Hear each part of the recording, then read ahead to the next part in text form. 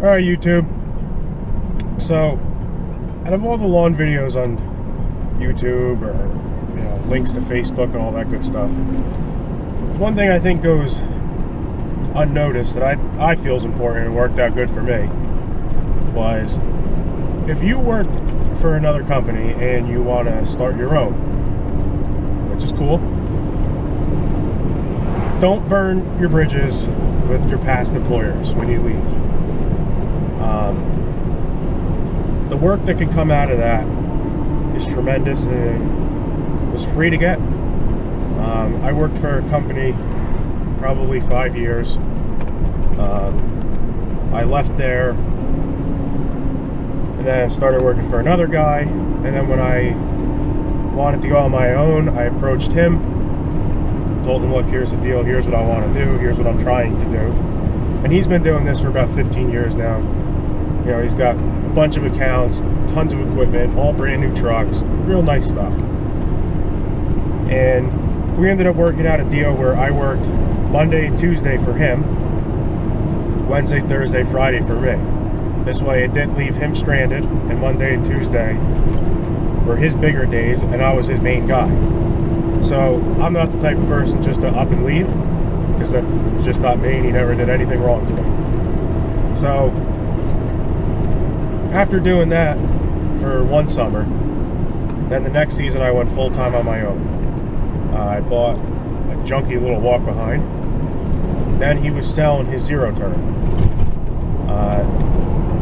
And to keep everything good with the past guys, this guy let me make payments on a used mower because I was just starting out, just barely making enough money and gas to get to the next account.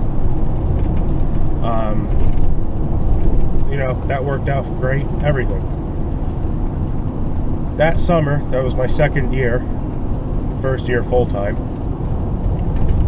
I started getting a bunch of calls. I told the other guy that I used to work for, which was he's a huge company, 30-something years in our area.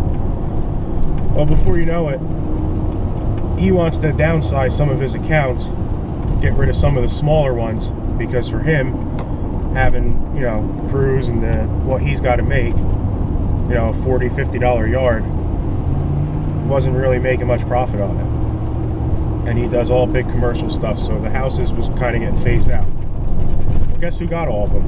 Me. All I had to do was just be nice to the guy after I quit.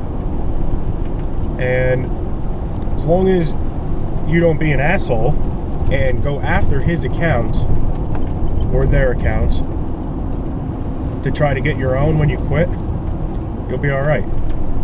Before you know it, they'll get stuff in your area and say, oh, you know what? We don't want to go that far. Let's call him up, see if he wants it. And then you take it if it's good. If not, then it is what it is. So basically, don't burn your bridges with past employers if you work for someone. Always take notice of what they're doing. There's a reason that they've been around for 30 years.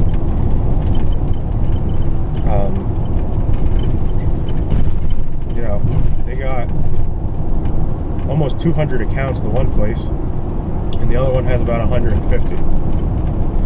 And so far every year, this is 6 years into it now, I probably get 15 to 20 all summer long, combined mixed through those guys, that all I had to do was just show up and call the people. They signed their contract, and I always kept the prices the same if they were doing it. Their prices are so high anyways that generally it's more than enough for me. If you got friends in the business, ask them questions. I've asked these guys so many questions that they should probably charge me for some of the answers. But if they're good guys and they answer your questions, then you will get work from them down the road, and you don't want to ruin that. They get a lot of contacts. They know a lot of people. And the one company, he might be selling it. So that opens up a whole lot of accounts if he were to sell it, especially me knowing most of the customers being one of their main guys.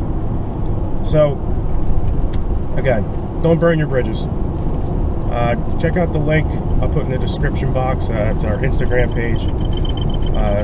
There's landscaping pictures in there. You know, you got to have a hobby in this business, and that happens to be guns. So you get gun pictures on there, stuff like that, a lot of GoPro stuff. And so give it a like, follow. All right, thank you.